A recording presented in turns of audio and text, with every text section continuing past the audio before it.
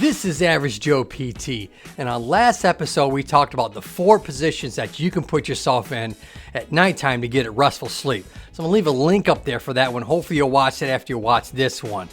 This episode specifically, we're going to talk about all the stretches that you can do for sciatica pain to help get rid of that nerve pain. So stay tuned.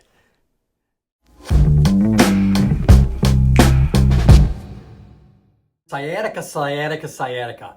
That's all we hear about in the industry. And what are the different ways that you can get that sciatic pain to go away in your leg? So let's first start out real quick on the basic anatomy of why you're getting sciatica symptoms in the first place. So when we look at the spine here, and we're looking at why you're having sciatica symptoms, it's probably because your spine looks more like that than like how it's supposed to look, with that nice lordotic curve in it. And unfortunately, when you sit like a letter C a lot of times, it's putting a lot of strain on that lower part of the spine. And when that happens, it looks something like this. It gets all stretched out and opened up inside there, and you end up getting a bulge in the lower part of your back area. And all of a sudden, it's pushing on that nerve. You start the whole inflammatory process, and that's where you get your sciatica symptoms coming from. Now, let's talk about how do you get rid of those leg symptoms after you've already irritated that darn thing. Number 1, there's no such thing as stretching your sciatic nerve. I don't care what they say on the internet. I'm also a doctor too. I'm a doctor of physical therapy, and I'm telling you, there's no such way, no such thing as stretching your sciatic nerve. Why? Because the sciatic nerve is a nerve. When we look at the anatomy of the spine and the hips and the legs, arteries, nerves, and veins run as a bundle. Think of them as like a telephone cord or an electrical cord. You have 3 of those things that wrap around one another, and they also go down through the hips and spine and innervate and give you blood flow throughout that entire part that it's going through. And so when we look at the sciatic nerve, now we can floss the sciatic nerve if you have some sort of scar adhesion because it's been inflamed so much. We can stretch the hamstrings out, which is, you gotta watch out for that one. Keep watching, because you don't want to stretch the hamstrings like they show you on the internet. I can show you 5 or 6, 7 different people right here that are showing you exactly what you don't want to do when you're having sciatica symptoms, and they're talking about, oh yeah, you need to stretch the sciatic nerve. They tell you you're stretching the sciatic nerve, run and run fast. So number 2. So number 1 is there's no such thing as stretching the sciatic nerve because it's a nerve. It's not a tendon, it's not a muscle. You can't stretch a nerve. So that's number 1. Number 2, we want to immediately get on 3 things. We want to get on ice, we want to get on anti-inflammatories, and we want to rest it. So that's the first thing you want to do for the first 3 days, first 72 hours. Give me that, please, please, please, please. Once you're done with that, then we're going to start talking about what we're going to be showing you right up now. So if you like this episode, give me a thumbs up. Hopefully you like us, Scully and I, and you'll give this out to other people so we can help them and really learning the do's and don'ts of what you see on the internet, what you definitely don't want to do that they show you, what they do want to show you. So, okay, now when we're talking about stretching, and we're talking about stretching those muscles, so how we see these yoga stretches. You're out there, you see people that have absolutely no clinical education at all, and definitely not 25 years or more experience like I do. Yoga instructors telling you how you're supposed to. They're telling you all about the anatomy, which they have no education in. They're all telling you about the stretching that you're supposed to do, and it looks like, no, don't do it that way. Stretch number 1. Now, every single stretch I'm going to show you here today to help that sciatic nerve, not stretch the sciatic nerve, but help that sciatic nerve, you're going to do it with your spine supported, your pelvis supported, and your legs supported.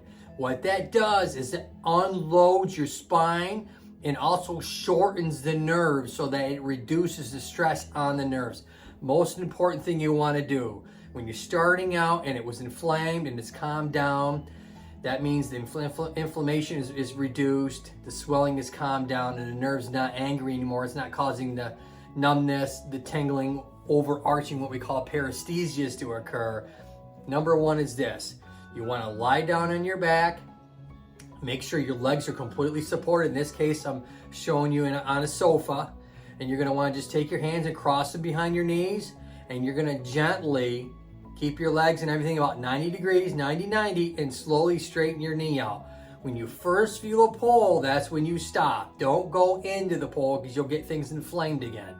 Hold it for about 5 or 10 seconds and then do the other side. If it's too difficult for you to do that, I want you to be in the same position. Maybe you have to do this in bed, okay? Maybe you can't get on the floor. I'm going to show you a couple more positions other than this one, so keep watching, keep watching.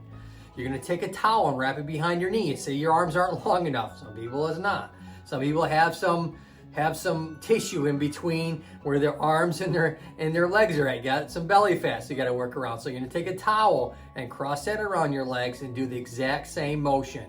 Okay? If you don't get on the floor like this, another thing that you can do is you can go ahead and get a ball. Maybe you're on your bed and you just take a ball and put it underneath your knees. I'm showing you on the floor, but you can do this on the bed. Take the physio ball or an ottoman. Maybe take an ottoman and put it on top of the bed because you can't get down on that floor, which is fine, and do the exact same pose. You're going to go ahead and straighten your leg out, hold it for about 5 or 10 seconds, and relax and rinse and do the other side. You might even, as I've shown you, pump your ankle up and down. That also helps too. Just don't straighten your knee and pump your ankle at the same time. You're going to inflame that nerve. You don't want to do that. All right. So if you guys have any questions about this episode, leave me a DM down below. I'll get back to you, I promise you. So hopefully I'll give you some education, reduce your anxiety, because knowledge is power. It actually will help reduce your anxiety if it's like, hey, it's not cancer. You're not dying, okay? In this case, it's just a mechanical issue. It's inflamed, nerve inflamed, and these are the do's and don'ts. Okay? The don'ts is what you don't want to do, which is lie in your back and just straighten your leg out. One leg out straight and you bend the other leg up. That's an absolute nightmare. No, don't do that. Don't do what they're showing you on the internet. Please. Okay? So I've shown you 2 positions so far. I've shown you with the ball. I've shown you with the towel, okay, and then the third one is in the same position, but you, like I showed you, you're doing it with just your hands. So those are the 3 techniques: either an ottoman, or on top of a chair, or on top of a ball. Your legs are being over the top of something. Your spine and hips are completely supported. That means that spine, the nerves themselves that run all the way down through that leg, okay, run down through the hips, down through the spine, they're all in a nice short position, because that's how you want to stretch the muscles. In this case, we're doing the hamstring, all right? We don't need you to put yourself into a pretzel like they do in yoga to try and get these muscles to stretch out, okay?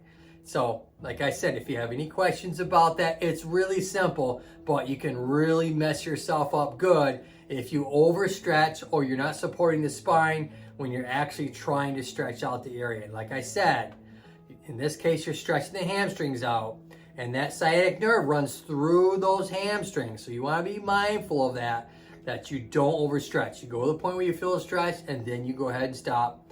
Like I said, hold for 5 to 10 seconds. Do it 10, 15, 20 times, and then stop. Do it a couple times a day. Don't do it more than a couple times a day, because you can end up over-irritating it too. Too much of a good thing is also a bad thing too. So like I said, if you guys have any questions about this episode, hopefully, I'll get back to you. But until next time, Scully and I always like to say, look up and keep smiling. See you next time, folks.